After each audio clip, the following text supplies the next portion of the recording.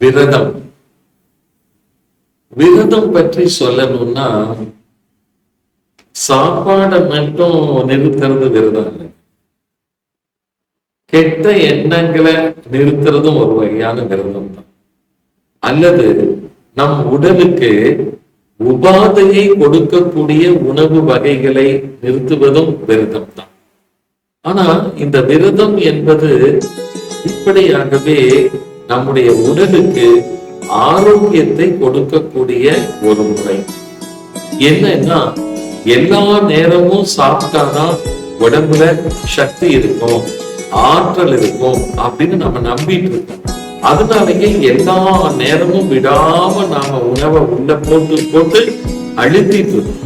அப்ப வயிறு என்கின்ற அந்த ஒரு பகுதி, அந்த பாத்திரம் காலியே ஆகல.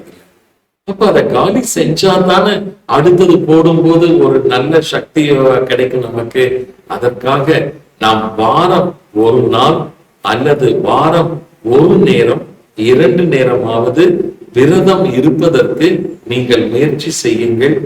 கட்டாயம் உங்களுடைய உடல், உங்களுடைய குடல், உங்களுடைய கழிவு உறுப்புகள் அனைத்தும் தூய்மையாகும், ஆரோக்கியம் பெறுவீர்கள். ஆத்ம நமஸ்காரங்கள். வாழ்க வளர்க.